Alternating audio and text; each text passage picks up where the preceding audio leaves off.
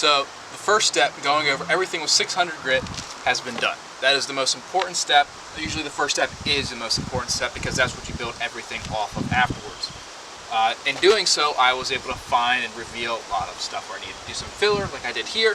I'm not planning on painting over it, making it look pretty. This is going to be a work boat, but I want to make it look the best it can without having to spend a lot of money. So right now we put some filler in.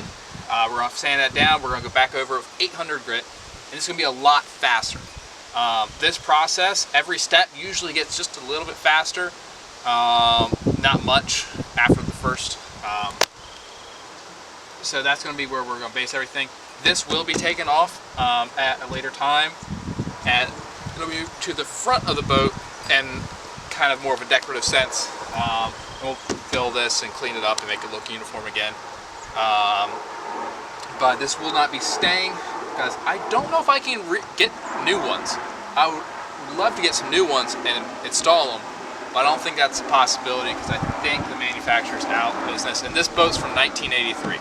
So we're working with very old gel coat and very old materials. So getting it to be the same as it was, it's not likely. But I'm going to get on here, I'm going to go over with the 800. You're not going to see a whole lot of difference. You might see a little bit more clarity, but it won't be huge. It won't be till we hit that 1200 grit mark that you're going to start seeing some gloss really start to show up. And when we hit 1500, you're going to see a little bit more. And then after that first pass with the buffer, you're going to see a huge difference. Now, just for some context, I'm not going to be hitting these corners down here with the sanders. Maybe a little bit, a couple spots where it's really bad, but to do that, you're really risking burning through this thinner part of the material, and it's not really worth it because it's mostly going to be hidden anyway because of these curves. And we'll get a little bit of cleanliness out of it with the buffer. So that's going to be where we kind of clean up these mostly. But to do it, now we could do it by hand. I might do that at a later point once I hit 1000, just to give it a little bit more of a uniform look all the way across the board.